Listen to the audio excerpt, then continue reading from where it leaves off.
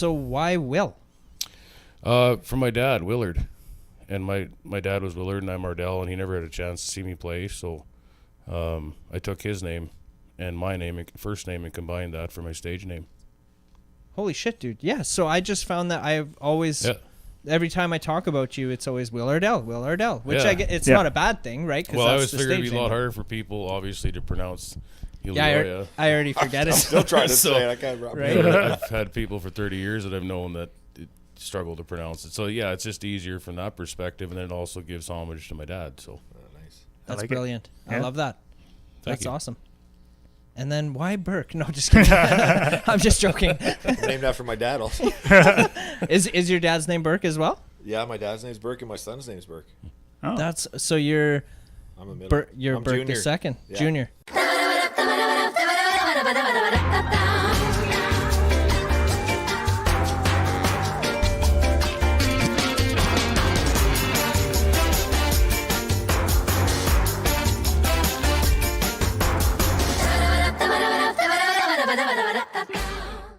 Drop the darts. That's what Inspired Vapor Company wants you to do. Their goal is to help as many people as possible to quit smoking and switch to vaping. Both Blaine and Kevin, the owners of Inspired Vapor Company, want you to help to quit smoking. They have locations in Prince Albert, Melfort, and Humboldt. And you can also find them online at inspiredvaporcompany.com.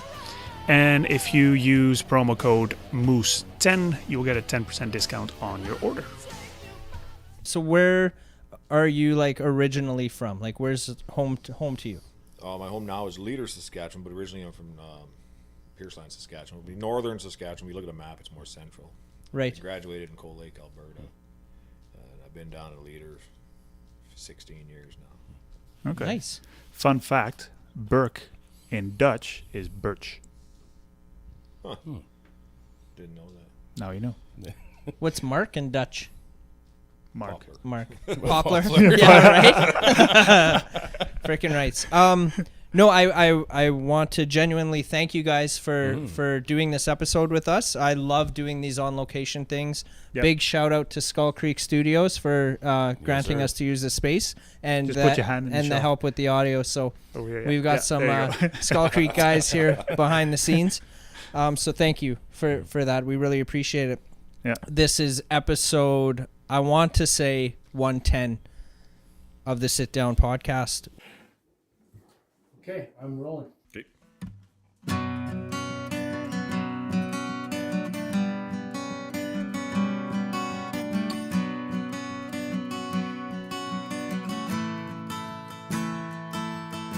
It's winter time in Saskatoon. Spring ain't gonna come too soon. As I'm walking down the Avenue C, I stop in at the Salient to see if they can lend a hand and help a brother out when he's down. They do all that they can do, but hopefully enough to see me through this cold snap that we're in.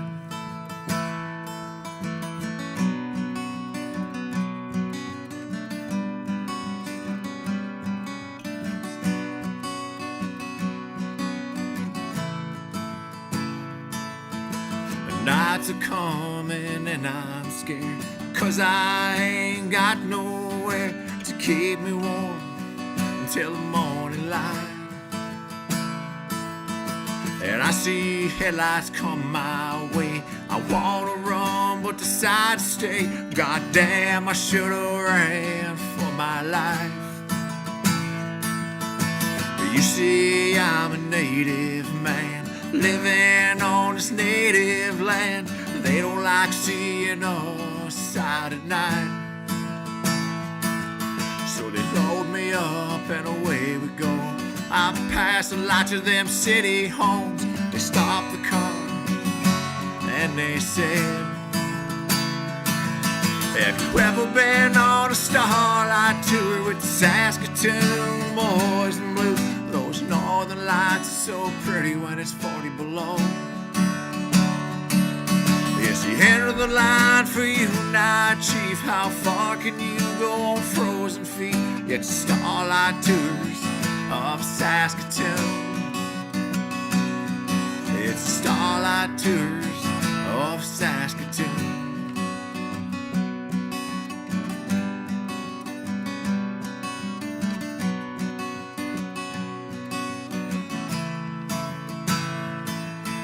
They kicked me out and there I stood, wondering, wishing how I could find my way out of here.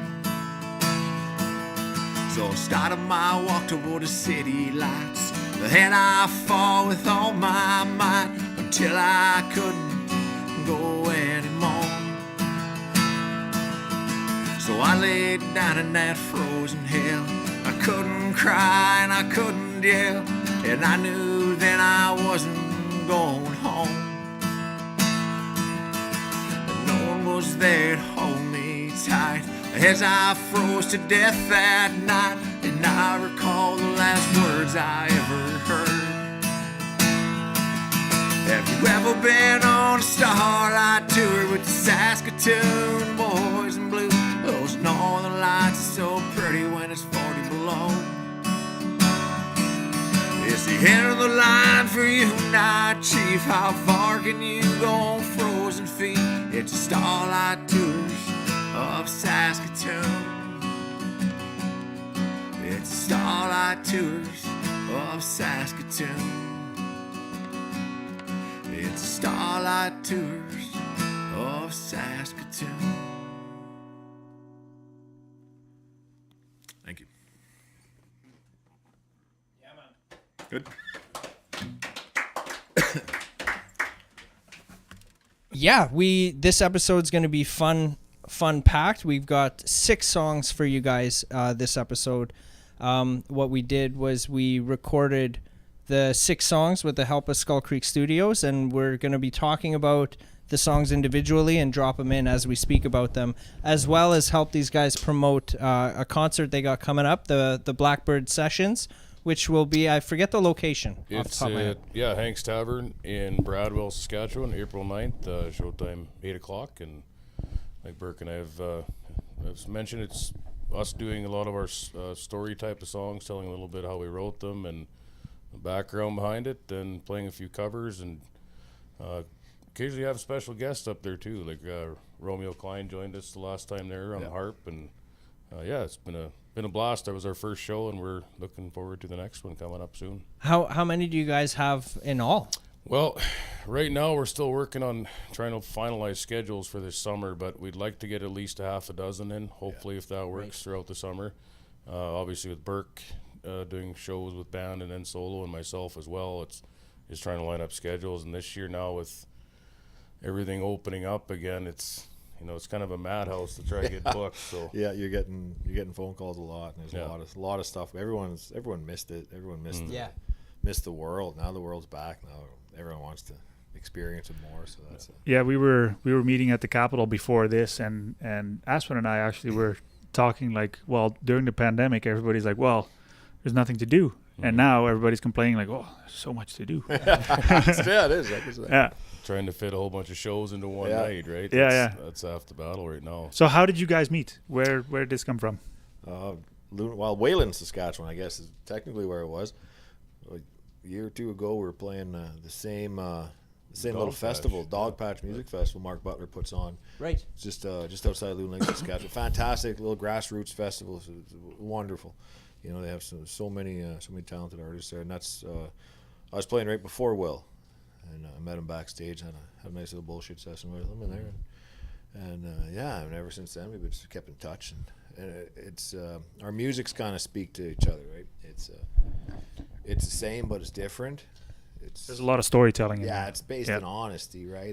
We're not making things up. Yeah. Yep.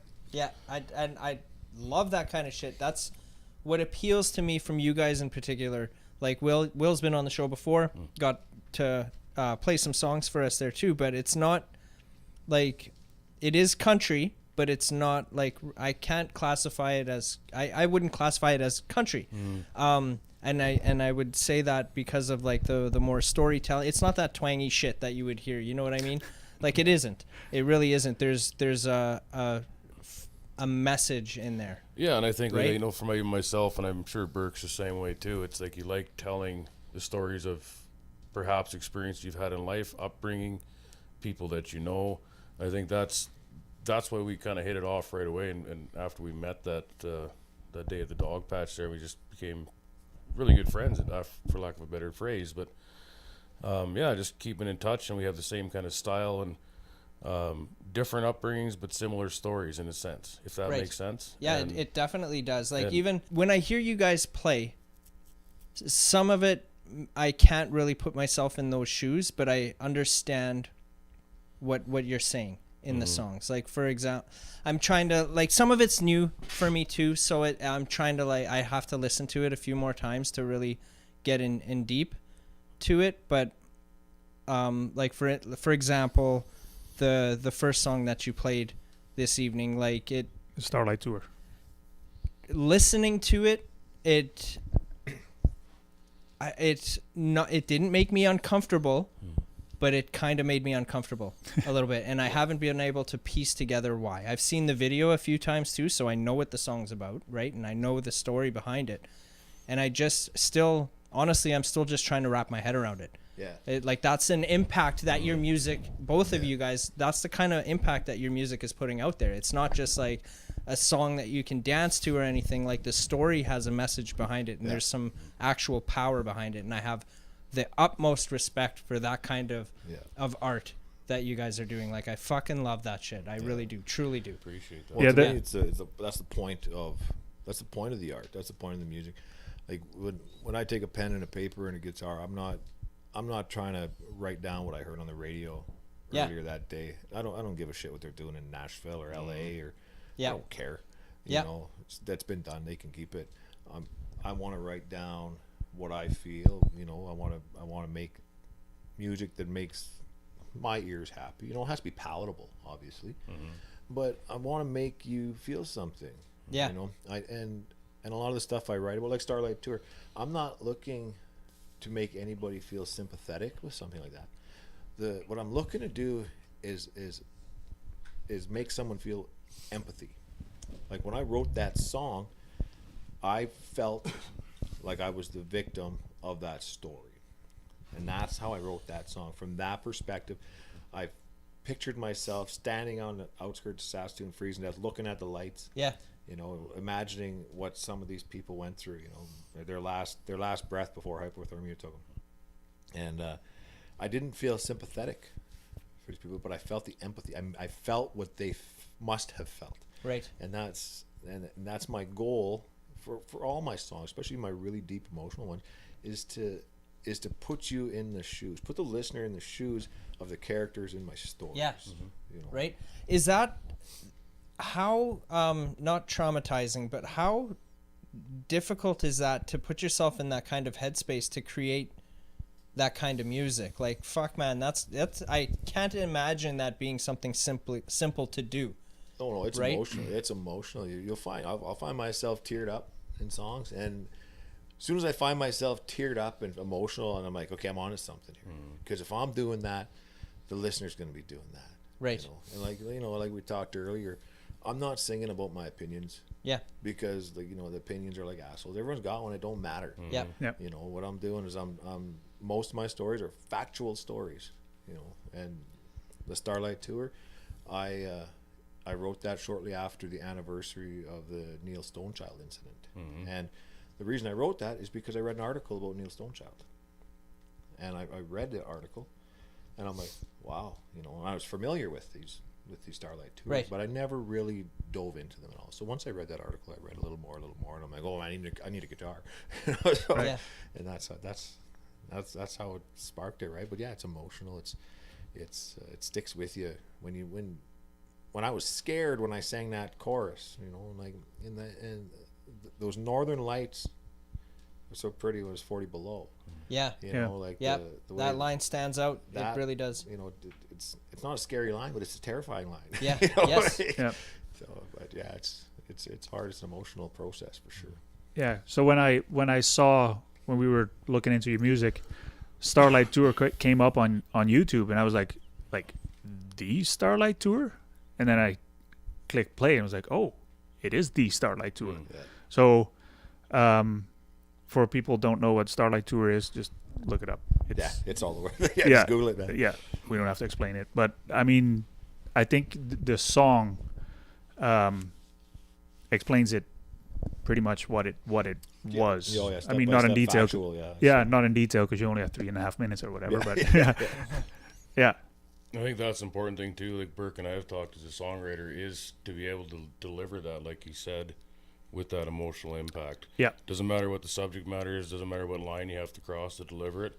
I think we need more of that in a sense. Absolutely. In every kind of art. I mean, there's a place for everything else too, but I think the lasting art and the art that has the most impact, societal wise and personally wise, on individuals, is art of that nature that has a message. Is stuff that stands out for the next 10, 20, 30 years. Yeah. For sure. Yeah, because we were talking about the let's call it bro country. Yeah. There's only so many times, and whoever listens to it, great. But there's only so many times I can hear someone singing about blue jeans, cowboy boots, tailgates, and Exactly. and whatever. Stuff like that has its place. Sure. I understand. Yeah. I've been no different, I suppose, at times in my life when I was younger too. I think for the long-term longevity of all of it, I think you have to evolve as a songwriter, and you have to become better. You can still write lighthearted songs, but at the same time, you have to have songs that have some depth to them. That mean something to people. But like, why do you do what you do? Exactly. Why do you do what you do? I don't do what I do to sound like Buddy down the street. Exactly. I don't. I could Right. sing karaoke wherever.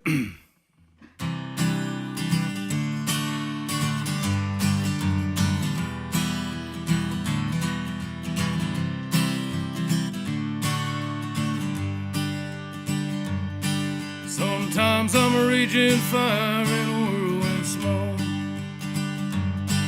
drinking whiskey from the Father to drown the Holy Ghost. I don't let the hard times kill me, ain't nothing gonna break my heart. Oh, writing songs here in the dark. The truth is, this wide world turns too fast, and we'll never plant the future if we keep digging up the past. Should I crash and burn, Lord, hope I leave a mark. Whoa, writing songs here in the dark. Blame it on that wild western wind, or the poetry of a madman neath my skin. Know that I love you, baby, like a meadow loves the lark. Whoa, writing songs here in the dark.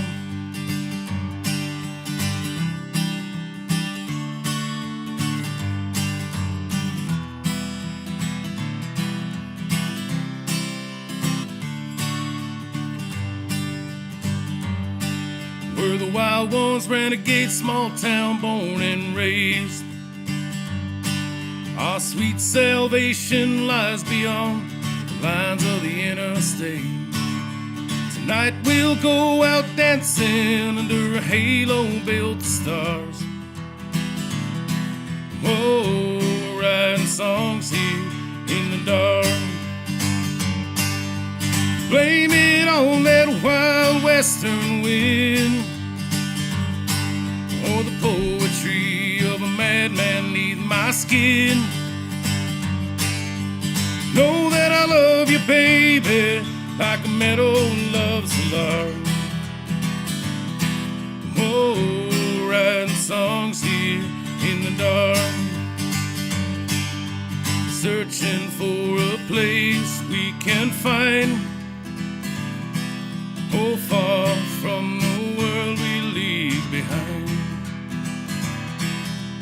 Blame it on that wild western wind, or the poetry of a madman neath my skin. baby, like a meadow loves the lark. Oh, writing songs here in the dark. Oh, writing songs here in the dark. Thank you.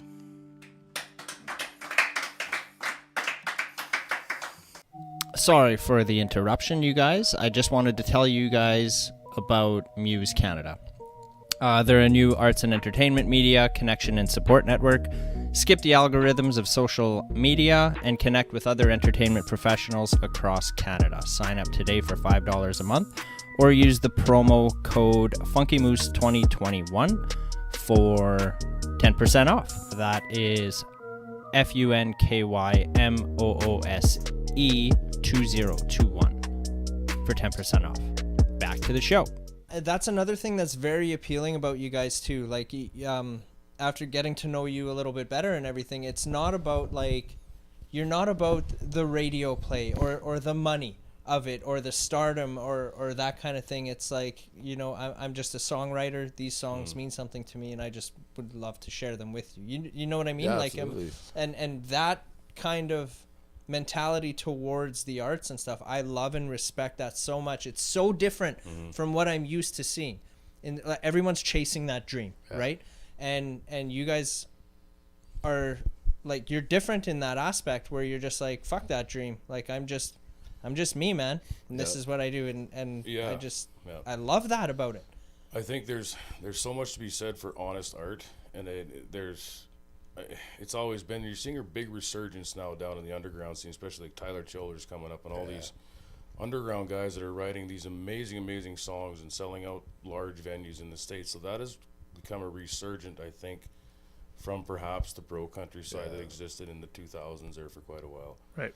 So people are really starting to love the singer-songwriter, the stories that have depth. They can still make you happy, they can still make you sad, they can make everything in between. But you're starting to see a big resurgence of that in the industry too. And Right. like Berk said, you know, you might as well be yourself, because it's the only chance you get. Yeah. There's no point trying to be like anybody else. Right. And it is, I would agree. It's like, it's the truest thing. Like, it's like you're putting all your cards out face up on the table, man. Like, this is what it is. Absolutely. And I also think that the people that listen to the bro country evolved with those artists, Absolutely. maybe. Yeah. Well, it's the industry. Like, if you turn a radio station on, they're going to give you the same 40 songs.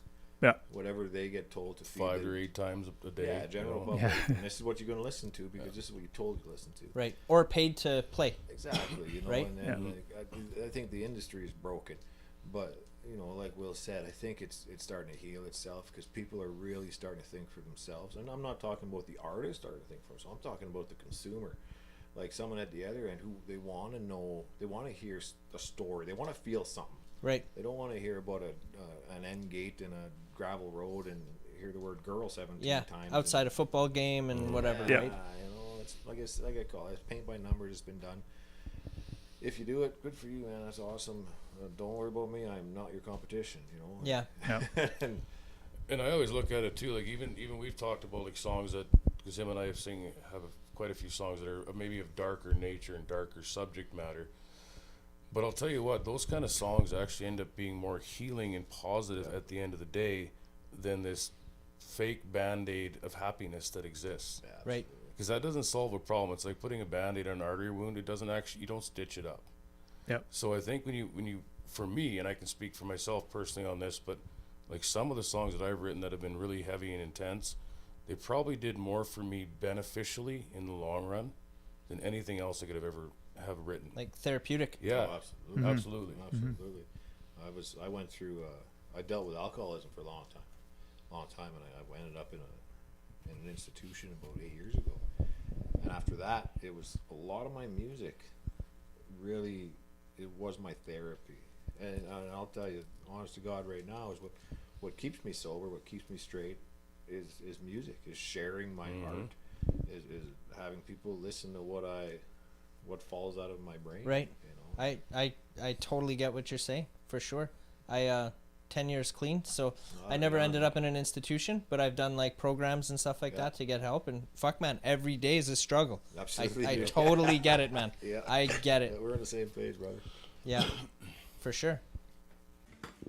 Okay, this one's not a crybaby song. So.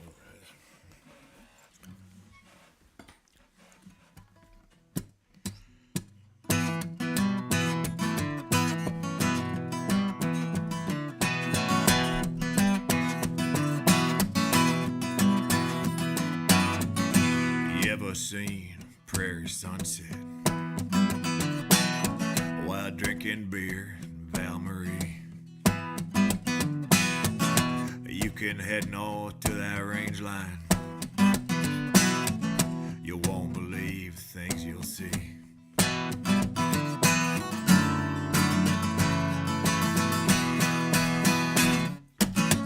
Have you pulled a fish from Primrose through that cold and lonesome ice? And how that whiskey will warm you? Have you feeling oh so nice? This is where you come from. This is where you belong.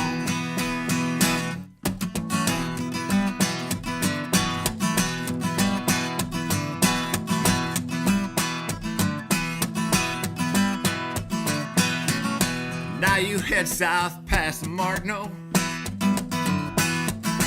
to that cold river bridge. You listen to the ghosts of the prairies and softly whisper, this is it. This is where you come from. This is where you belong. Run right through you like a river, tattooed on you like a song. Have you strolled down past the Besboro, holding someone special's hand? They call it the Paris of the prairies. I can totally understand. You cross that bridge over to Broadway, you hear those bluesmen laying it down. They take the stage every night and give you that old familiar sound. I seen this province east to west. I felt its power north to south. I listened to the ghosts of the prairies, softly reminding me of that this is where you come from. This is where you belong. Run right through you like a river, tattooed on you like a song.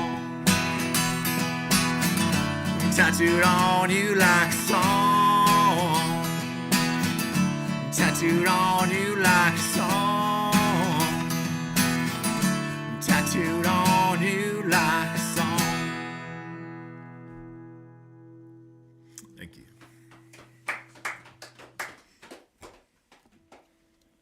Is there any songs like, or has there been a time when you're up on stage and it's, you second guess, like if you're in the middle of a song, it's like, holy, maybe I shouldn't have played this one, or you're getting flack for some content that you're putting out there on stage? Does that ever happen to you guys?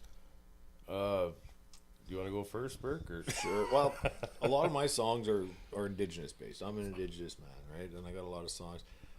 Starlight Tour, obviously. Right. You know, it's about racism. I just sang a song tonight called "White Man's World." Yeah. You know, that's dealing with the Canadian government.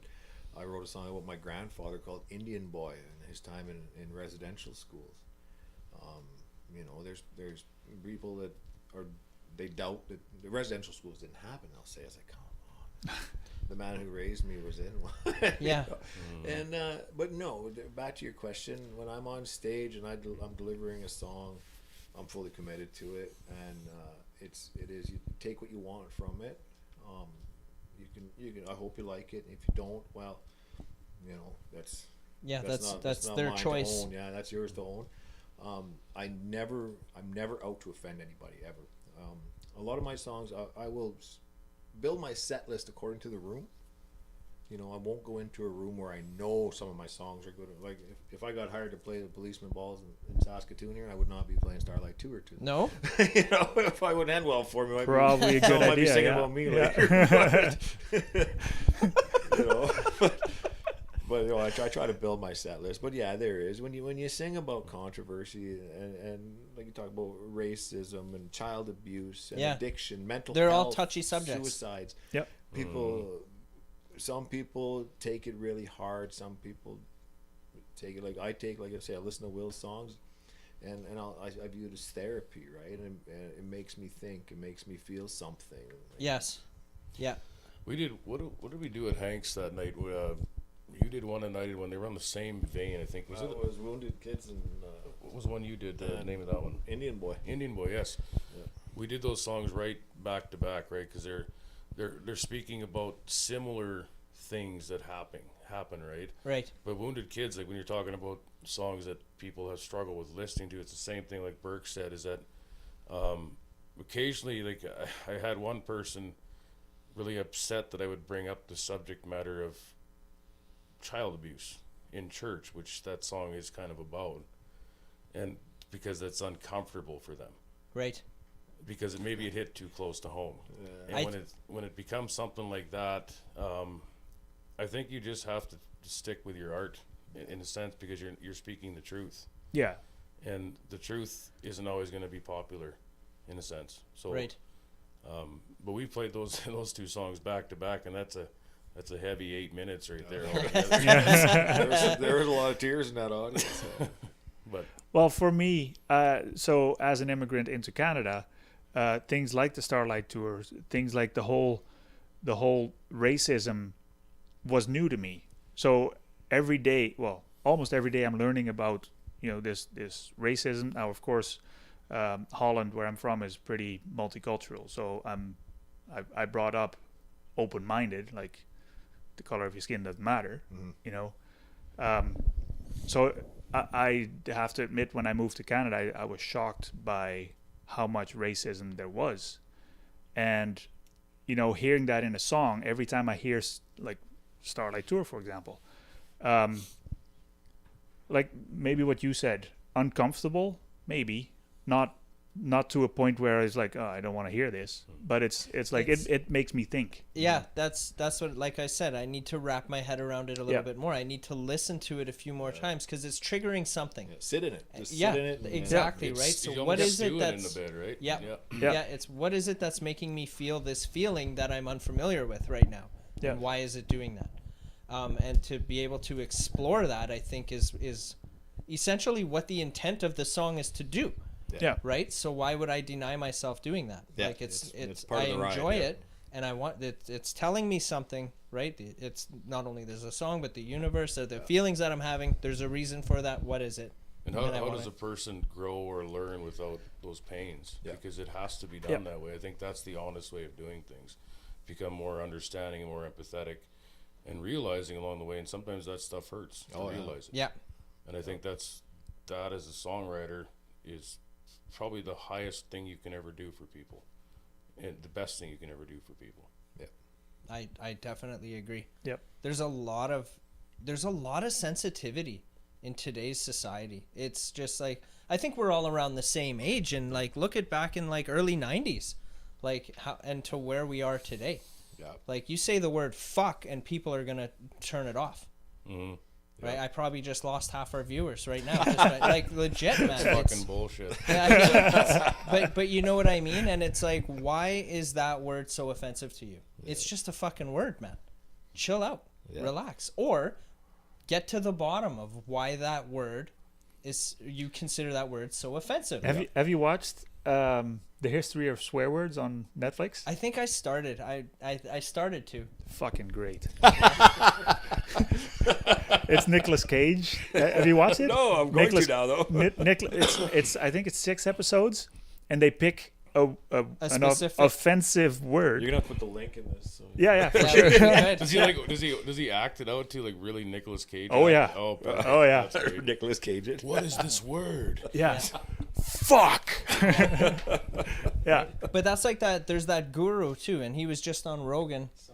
Yes, and like he's got multi-viral videos out there, and one of them in particular is about the word fuck and how it's like a noun, it's a verb, it's an adjective, it's all in how you use it. Yeah. And he's absolutely right. It's just a word. So whatever that feeling that the word is giving you, like there's something underlining there that you need to dig a little bit deeper. I think it's a delivery of it, right? Yeah.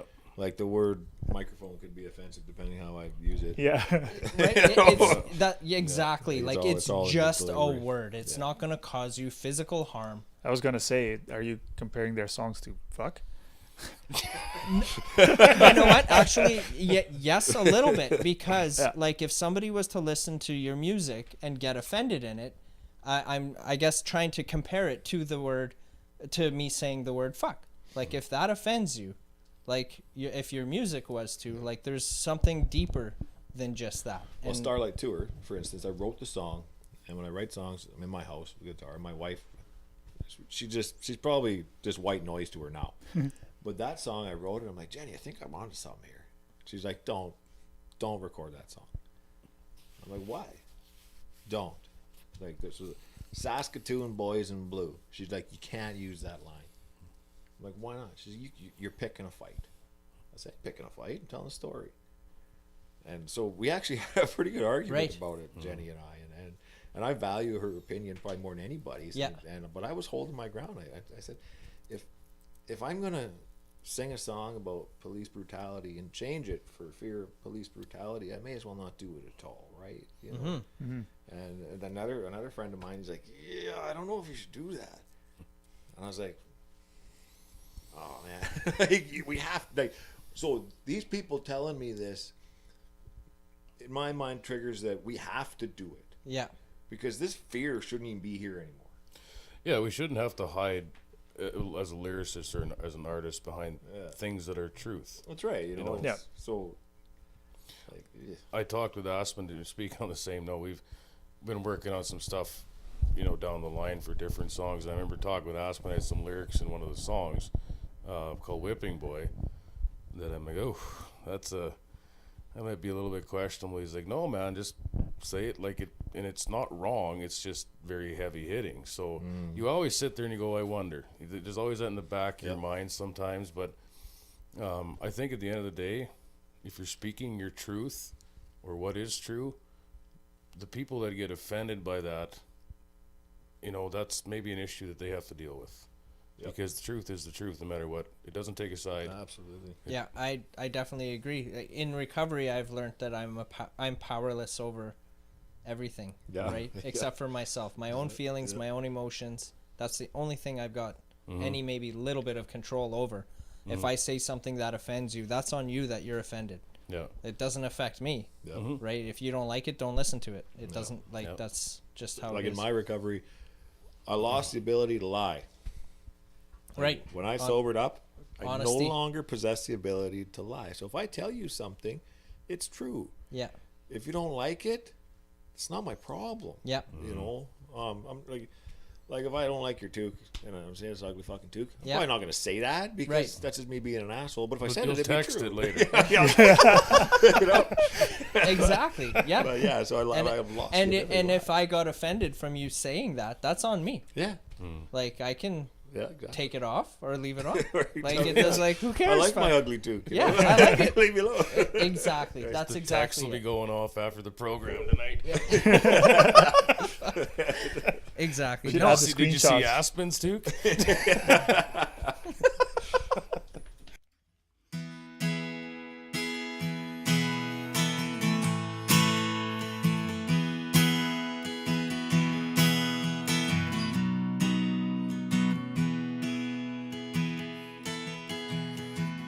Haunting my memory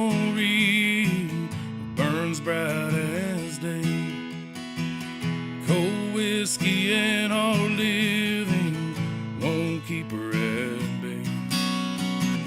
She's the devil in disguise, and this is a wicked game. The more that I try to leave, the less I escape. There ain't no place to run, there ain't no place to hide. I feel the bullets punch my heart every night when I close my eyes. Baby, if you hear me screaming, it should come as no surprise. I'm drowning in the waters of dangerous side.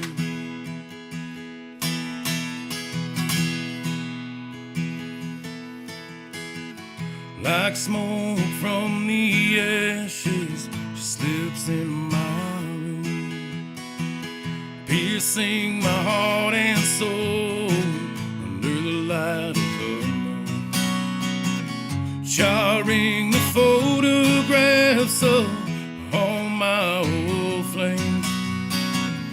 Her pleasure is my poison running through my veins. There ain't no place to run, there ain't no place to hide. I feel them bullets punch my heart every night when I close my eyes. Baby, if you hear me screaming, it should come as no surprise. I'm drowning in the waters of dangerous side. Amongst the grave, she follows me around with a tear-stained veil.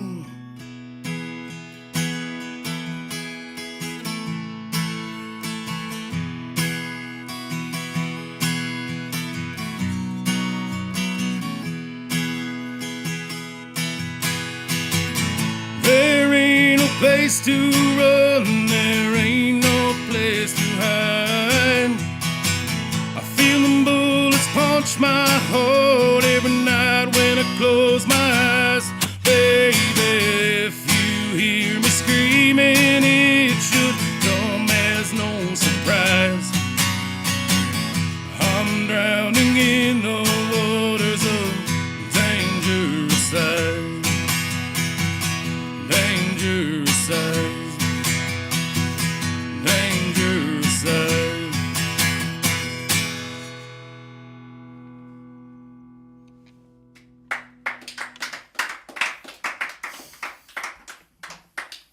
Dangerous Oh, Eyes. right. Can you tell us a little bit about that one? A little origin story on that, maybe? It's not really that great, to be honest, but Just be Brace truthful. yourself, yeah. It's just be truth. this is Honestly. truth. But I had written the melody for that before I went to Toronto. This was years ago, and I didn't have any lyrics for it. And then we were almost done the album at that point. I think this was 2013. He was doing some mixing on some of the stuff for that album, and I had that song, and I said, well, we should maybe just add that to the, while I'm here, because it had a really nice melody to it. It's just a very simple song to play. He's like, yeah, okay. He goes, do you have words for it? And I said, well, no. So he goes, so I said, well, I'll take about an hour and I'll go into the foyer. I think that's what they call them, the foyers. Yeah, foyers. Foyers. Fancy. You speak French too?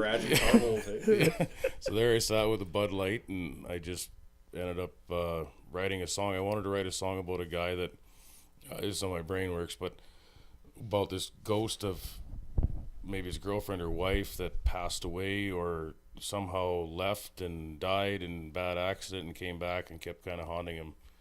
And that's the whole kind of premise of that song. I think I wrote it in, 25 minutes or something. Wow.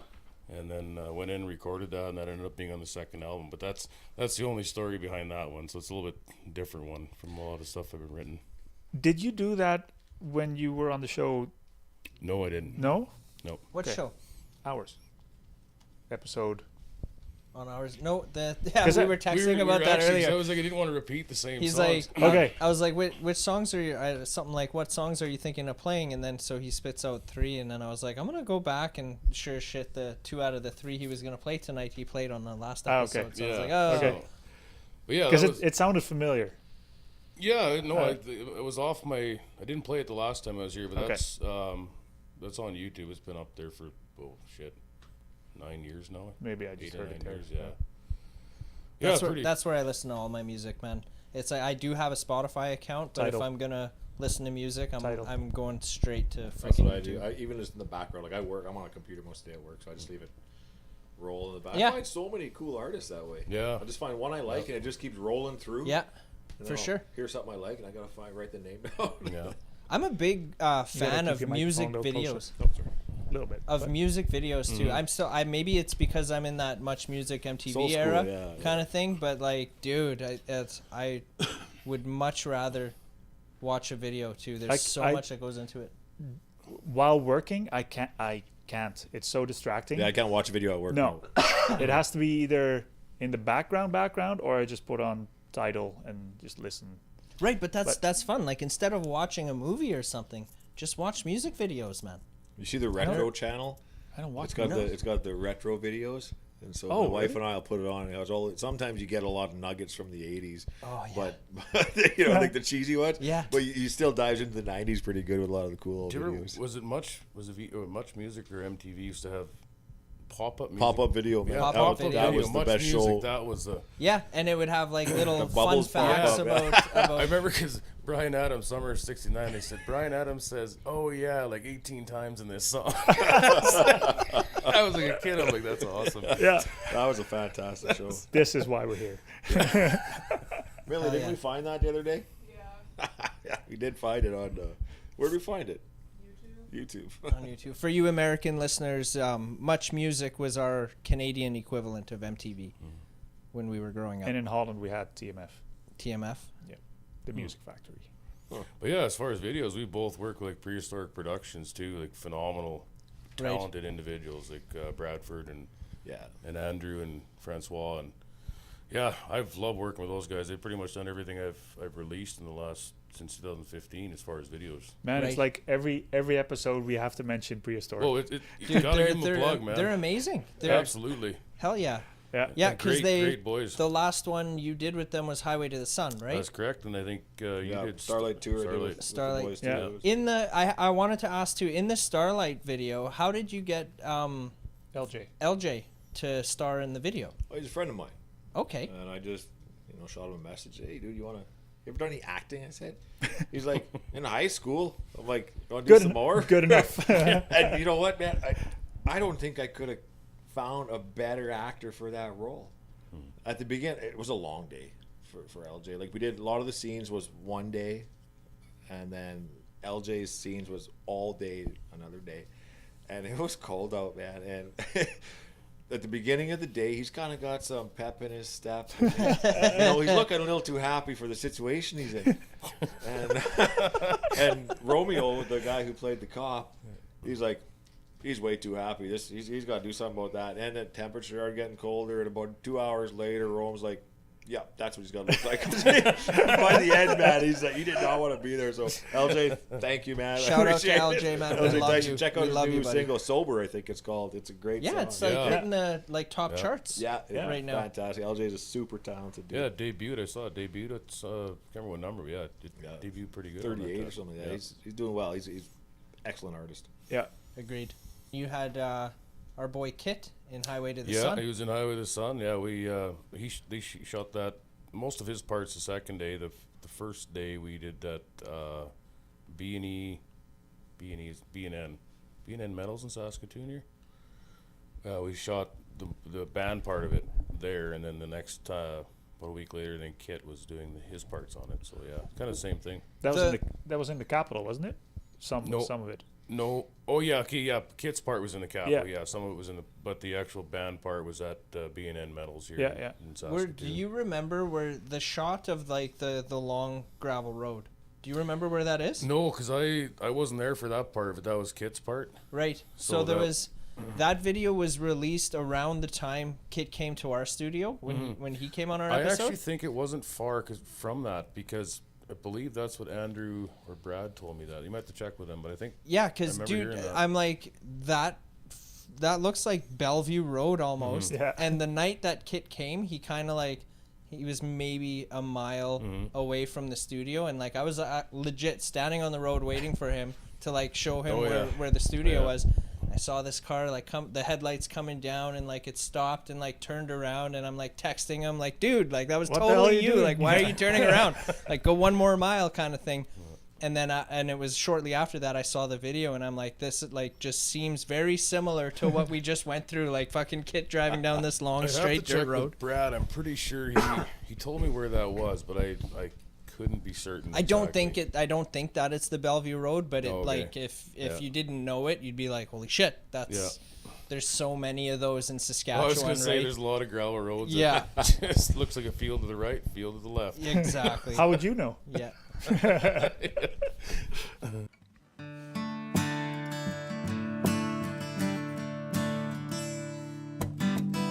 They took the ropes and hung 'em high, and 8 men lost their lives. Bodies dumped in unmarked graves, where they laid forgotten, not forgave. They hung 'em high up in the street, for every one of us to see. They made our children watch in fear as we wiped away their tears. He said these Indians, they gotta learn that they're living in a white man's world.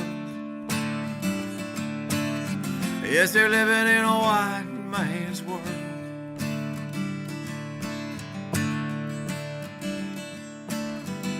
Only English spoken court in Johnny's awful fort. The words they heard they did not know,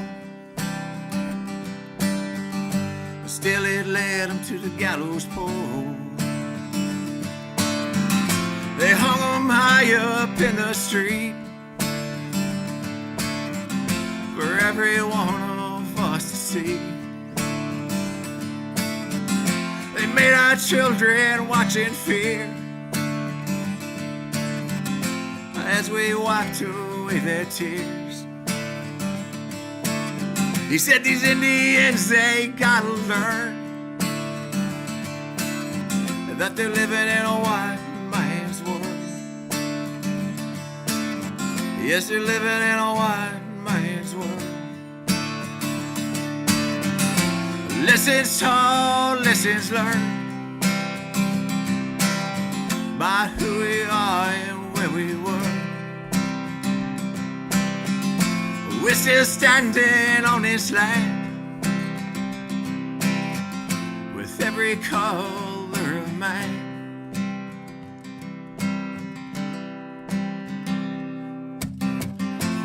No more hanging in the street.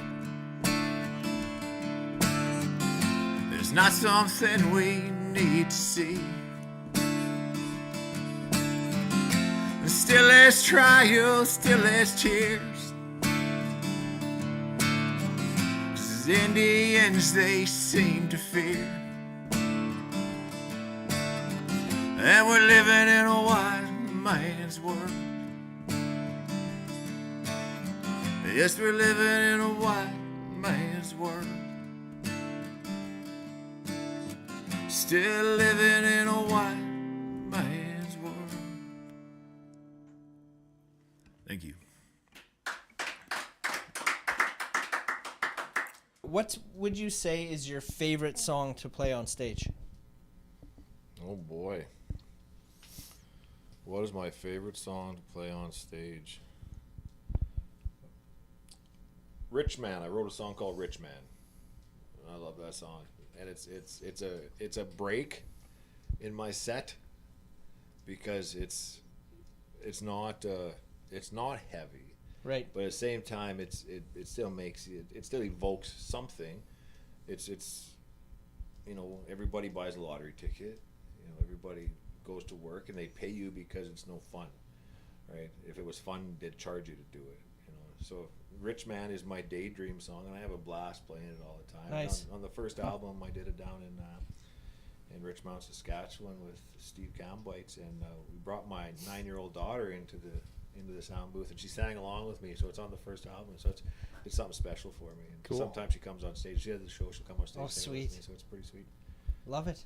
And you? I would say "Make Me Man" that I played the first time I was with you guys. That's just because, probably personally for me, the impact of that. So that's one that I've always enjoyed playing. And I'm talked with Aspen. I'd like to maybe do an acoustic version of it here this year at some point, something a little different. But yeah, that one has always been.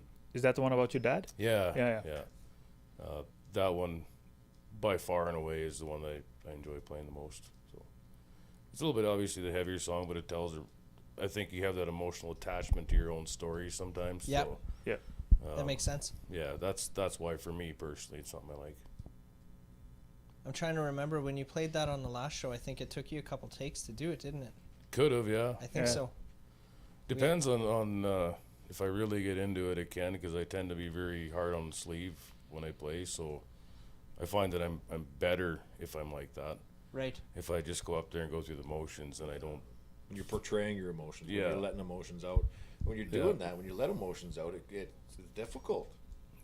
You're opening up. You're taking that zipper and just going. Try to stay in key when you're trying not to cry. It's Yeah. hard. Right. have you ever had to stop like mid set and reset? Has that happened? I refuse to do that. Like if I train wreck because I choke up or something like that while we're riding this train to the end of Oh, it. really? Yeah, Yeah. I'll ride her out. Yeah. Exactly, and I'm kind of the same way, because it doesn't have to be perfect. It has to be real. Exactly. Yeah. That's the important thing. Yeah. I agree.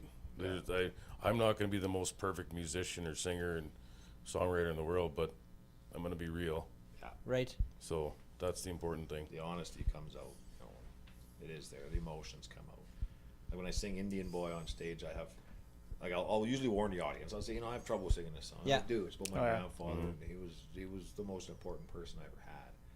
And then the things that happened to him. And as I'm singing the song and telling this story, I'm feeling the emotions, and I get choked up when I'm doing it, right? For sure.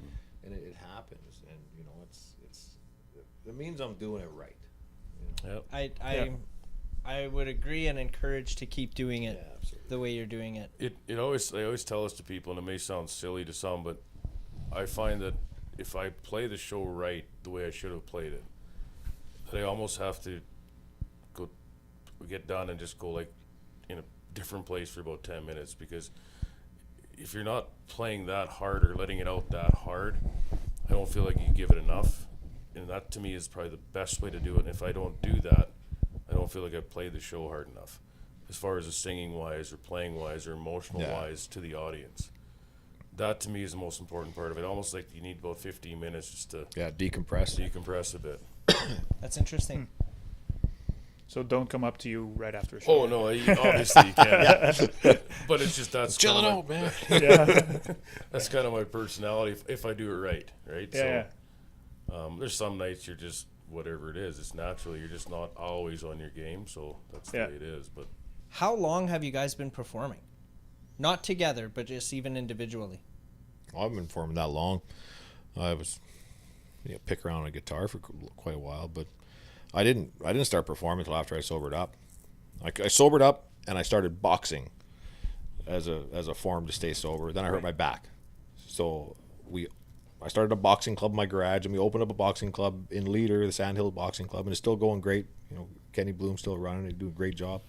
I was coaching with him there for a while, but after my back was injured, I had nothing to focus on, so I started writing songs. So I've been performing my own music 3 years, 4 years, Right. something like that. Both my albums have been recorded during COVID, Oh, yeah. Hell yeah. and that's so Where okay, so where have you recorded your albums? everything's been in Richmond, Saskatchewan, Bad Apple Studios with Stephen Cambites, and Guy's great, fantastic. Knows inside and out. He's a super talented dude. He's a session guy, and it's like I live out in Leader, so it's middle of nowhere.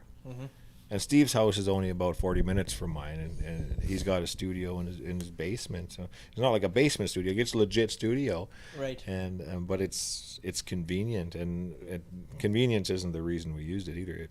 It was the skill level that Steve brought to the table. Right.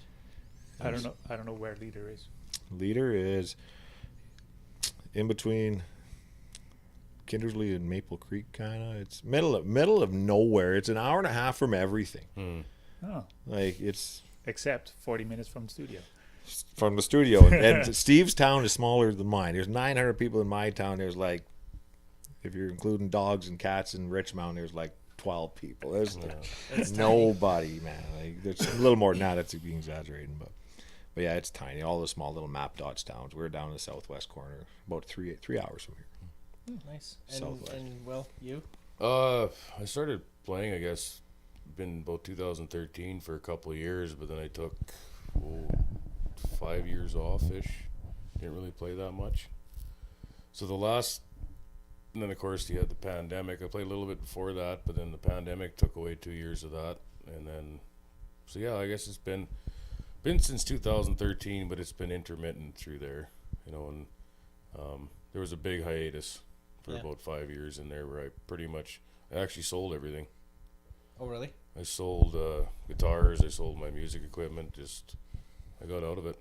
I was going through some stuff and some hard times, and didn't think I ever wanted to do it again, and tired of the whole business, the industry, and but it's like something, when it's in your blood, you just never get rid of it. Yeah. And you start finding the inspiration again, and had some good friends in the business that talked with me at that time, including Aspen, and he was very instrumental in getting me back to start recording some of this stuff and to continue writing, and I couldn't be happier these days as far as where it's going.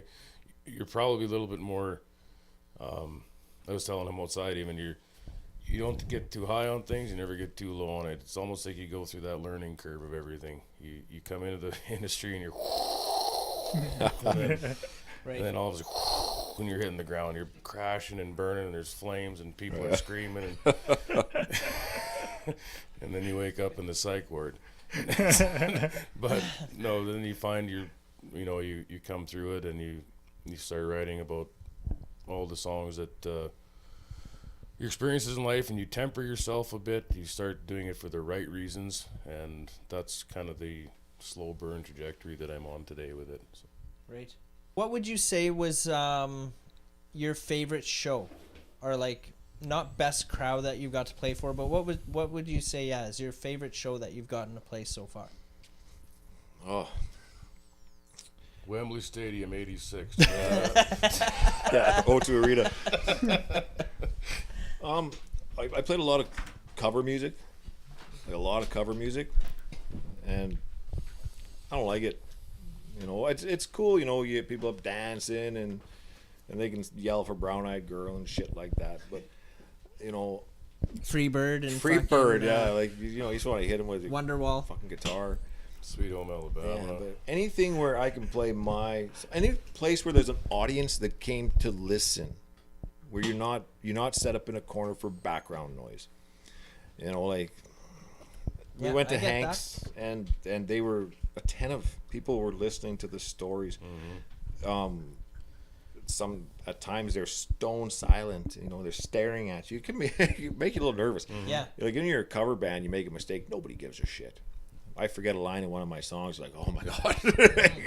Yeah. But to nail it down to a favorite gig, any gig where I play my songs. Yeah. Any place where I can share my songs. Hang on, back that up a little bit. Is that just in your head because you messed up your own lyrics? Yeah. And actually, I don't know about you, Will, but anytime I find it way easier to play cover songs than my own originals. And I think the reason for that is a lot of these cover songs, they burned into your brain since 1992. It's wired in there. The song White Man's World I played tonight, I wrote that 2 weeks ago. It's like, and trying to remember your own lyrics, which they're not burned. And once you're in the studio in the vocal booth and you go through all the editing and you listen to it over and over again, listening for the smallest little glitches and stuff like that, then it starts getting programmed in. But and then there's the pressure. It's like, well, you should never screw up your own song. Yeah. But you do. Oh yeah, I feel the same way. It's like I could play 1,000 times in my room if nobody's listening, paying attention. Yeah. The minute you put lights and a camera in front of me, I will screw it up, and that's just seems like the guaranteed thing a lot of times. But yeah, like Berk was saying, it's anytime you can play your own stuff to a receptive audience. Yep. That's phenomenal, and it makes it worthwhile for what we all do in that regard. Just even I've always said I'd rather have 2 people that sat there and loved my stuff and wanted to play my stuff, or even possibly sang back some of my own songs to me, than 1,000 people that I was just another act coming through the door. Right. Yeah, absolutely. Well, you had it here tonight, so. Yeah, Oh, it was great. Yeah, it was awesome. So if you noticed, I don't know about you, Will, but you noticed my eyes when I sang? Did anyone notice my eyes? No. Because they were closed the whole goddamn time. Yeah, I got 1 gigabyte left here, so So wrap it up. we gotta wrap it up. Start talking like an auctioneer. Do it. Yeah. Actually, so, this is a weird story. Well, we're on camera. A great place for it. I used to practice as an auctioneer as a little kid. Like my dad used to have the CB radios from our combines, so I'd go in the porch because where he kept them, and I was so enthralled by auctioneers, and I would practice their dialect, like their verbatim, how they would say things. I became really good at it for a while. So you're gonna have to do it now. you gotta Yeah, try. You can't build it up You like that. can't and then start not the do it. sentence and not finish Can it. you edit it though? Because it might suck. I don't want to have it suck. On If camera. it sucks, I won't leave it in. Yeah, I it's promise. okay. Yeah, It's but I organic. Let's leave it be. won't. We'll watch the playback after and I'm see. going to turn a little bit of 25 and 25 and 25 and 25 and a little bit of 35 and 35 and I have about ass. I'm got a 15 on the hat. About a 15 to a 17, a little bit of 17 to a 17. Yeah. Fuck yeah. Pretty good. I wanted to buy a cow. And you would do that on the CB radio. Well, I used to be way better at it. Now I haven't done this for decades. So was it like family in the fields listening to you at the other end, or like who was No, there who was was actually listening? nobody. cows. But we used to have. Why are you selling me? I thought you loved me. Yeah, it was cows wearing whites going getting sold. But what did I do to him? But yeah, so I used to practice on the CB radio just because I wanted to learn how to speak fast like them and rattle it off. Of course, when you don't use it for years and years, you lose that flow. But Right. you give me like an hour, I'd be better at it. I just have to go in the bathroom and make a lot of noise, and I'd get it. Sell a lot of shit in the bathroom. That sounded pretty bad, actually. Yeah. Well, yeah, you just have to go and you have to practice. It takes that verbatim to get all your inflections in the right spot to make that rolling rumble of dialect. So, I never understood why they did it that way. yeah, like Yeah, you why just, can't like, they just fucking talk Why can't normal they and be say, like, yeah, so you want who- 10 like, bucks, yeah, 20 bucks, 25. Right? Yeah. Yeah, exactly. Agreed. We went to the No, it was fun. That's the why. PBR in Saskatoon when I was a little kid. And the first time I ever been to the PBR car auction back then, and I think about 5 or 6. And Dad's like, "Whatever you do, don't even scratch your nose." So what's the first thing that happened? Well, everything starts itching, and I'm just like not wanting to raise my hand because I was certain that if I did raise my hand to do this, and he'd have to buy that car. Yeah. That's idiotic. You're at 5 years old, but I accidentally bought a horse when I was drunk one time at an auction. You serious? Yeah. Yeah, for $100. nice. My wife was outside having a smoke, and she comes back in. She's like, "Someone told me you bought a fucking horse." Yep. What are you gonna do with a horse? I don't know. That's hilarious. That's reason number 172 why I quit drinking. You ever go to auctions? Once or twice, I yeah. bought a car from the. Oh yeah. It was you like did. the Prince Albert auction. Police auction. Yep. Dead And body I- in the trunk. No.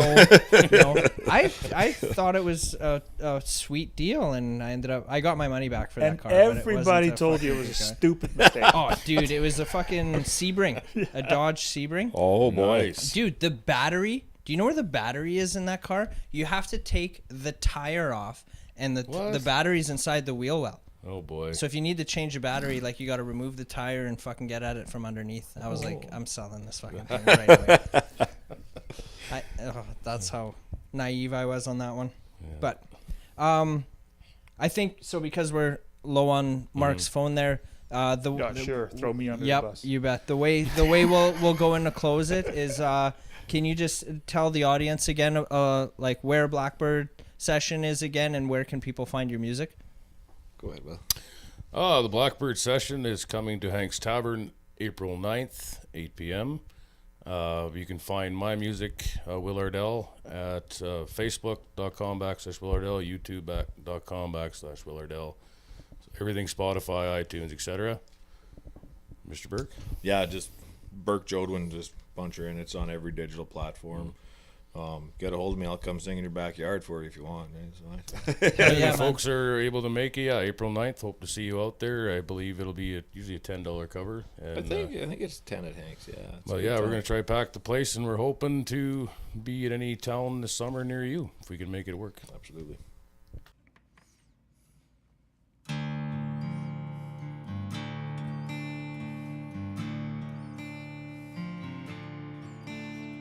It's hard to talk about the end. This pen and I, toxic friends. Words collide around my head and fall to the ground. There's one thing I've left to say, in case you don't come back my way. There will never be a day I won't think of you. I'm sorry I never loved you unrestrained. I'm sorry I took for granted all your pain. You were trying your best to love me, but I pushed you away. I'm sorry I never loved you unrestrained.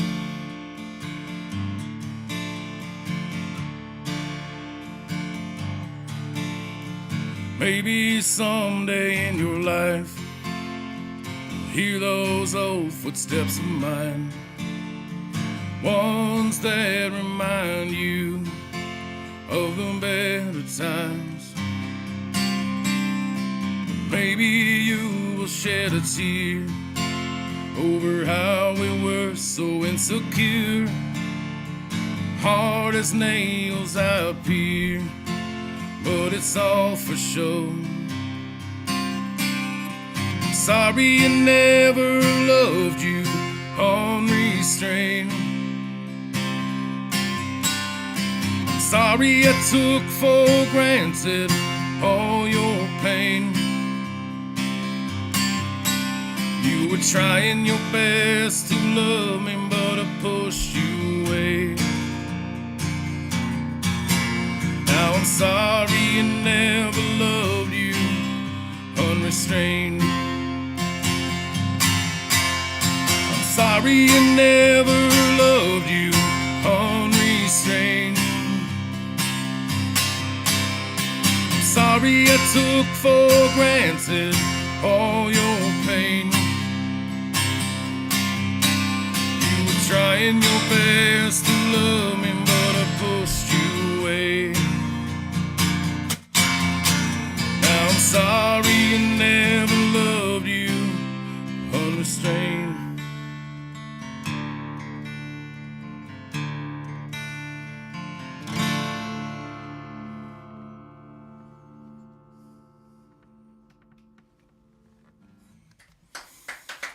Thank you. That's it. Oh, thanks for wearing pants tonight. I'm glad you reminded me before I left today. Yeah, no doubt. I wasn't ready to take my pants off yet. Yeah, because Joel, I said if I make sure I'll remember to wear pants because that's COVID the last 2 years of Zoom calls. Like you don't have to wear pants, right? He goes, well, if you don't wear pants, I won't wear pants either to make you feel comfortable. Yeah, you bet.